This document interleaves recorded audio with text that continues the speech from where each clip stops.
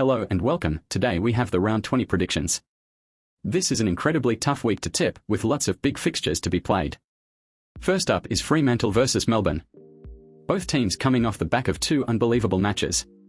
The Dockers could consider themselves lucky to have come away with something from their draw against Richmond, with a clutch defensive effort from Michael Frederick coming to mind. They partook in an incredibly grueling and physical game, but given they've had a full week of rest, it shouldn't negatively affect them. Their backline stood up very well, with Hayden Young at the forefront. Melbourne weren't as lucky, on the wrong end of a close loss to the Dogs. It was clear there was a void with no lever in the side, having conceded 100 points for the first time this year. They have hit a wall recently in terms of form, having lost to sides occupying places in the top 8. They held a strong lead against the Dogs but weren't able to fend them off in a last quarter for the ages. Lever and Lobb should return for Melbourne and Fremantle respectively to cure problems regarding offence and defence that they had last week. Fremantle haven't particularly been in form recently either, and there's brilliant matchups all over the ground.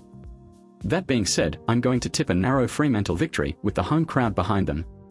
The Demons' only win in the last 3 weeks has been an unconvincing one against Port, and whilst I'm aware they'll know of the importance of this game, I think Fremantle will prevail like they did against them earlier this year. I'm merely guessing off of gut feeling though. Collingwood play Port Adelaide, and no bias but bias, Collingwood fuck off. Every single goddamn week. They won the unwinnable. Down with 45 seconds to go, a diabolical defensive display by Essendon gave the Pies the runway to win a game that should have never been close in the first place. Up 38-1 after the first, Collingwood should have had it locked up. But they just love a close game, don't they?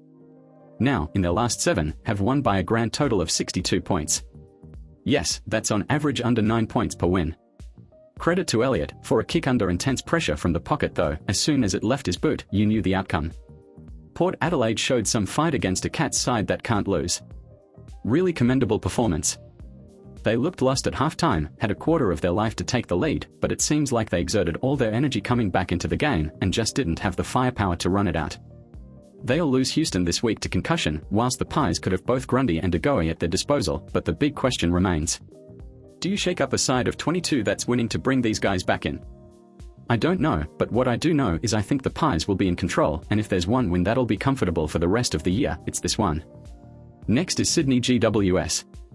The Giants should have a host of big names returning this week, but whether that'll make a difference remains to be seen. The Swans are flying high. They started amazingly against the Crows, uncontainable if you will.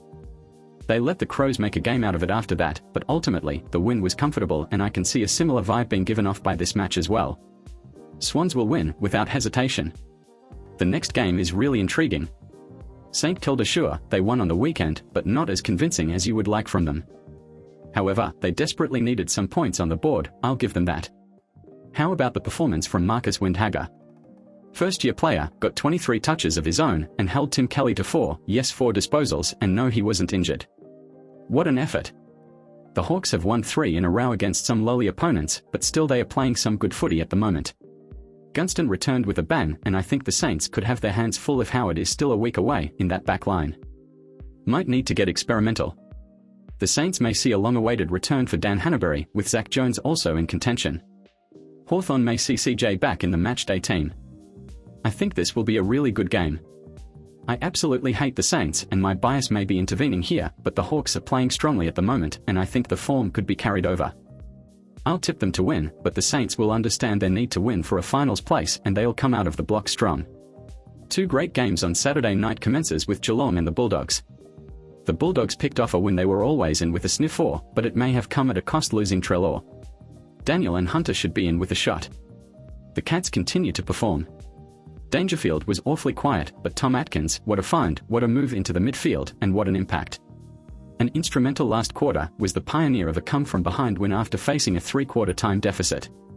Tom Stewart will return for the well-oiled machine that is Geelong, alongside possibly Parfitt and Menegola. Though, I think Stewart alone will make for a learning experience for the predominantly young Bulldogs forward line. Loved Jamara's performance last week, especially the sealer, but the next step will be replicating it, and I think that's awfully difficult to ask for, especially against a side like Geelong.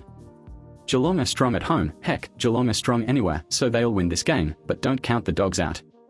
Showed off last week what their ceiling looks like, and I'll be thoroughly impressed if they come home from Geelong with 4 points. Other game is Adelaide Carlton. In my Carlton review, I shed light on some brilliant Carlton performances and some close shaves regarding injury. Sambury and Laird on the other side of the table carried their relentless tackling pressure over to the Sydney game and also hit the scoreboard. They will be thoroughly let down by their first quarter, which ultimately had Sydney reigning over them, but the rest of their game was well fought out. I'll back Carlton in to win this one, purely because they need to with the run of games coming up.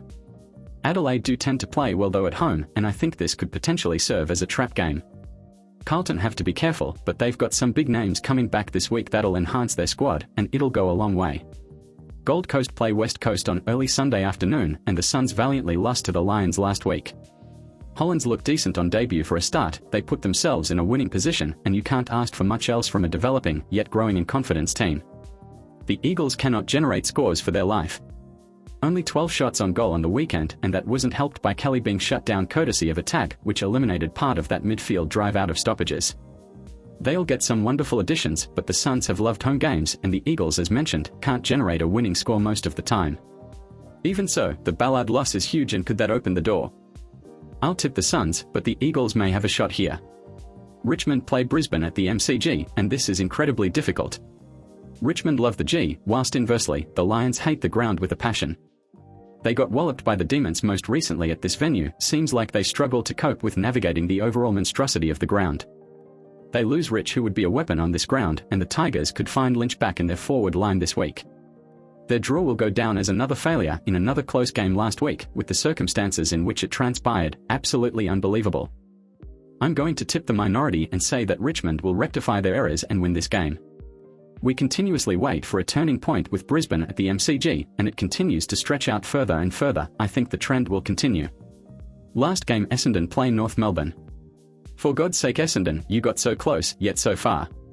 How do you not set up, after your key forward utilises the whole set shot timer? How do you leave a Collingwood player unaccountable over the back? How do you not apply anybody on Jamie Elliott, even just to put him off in the marking contest? How don't you even get any hand on the footy in the spoil attempt? All huge questions, and we'll never know the answer.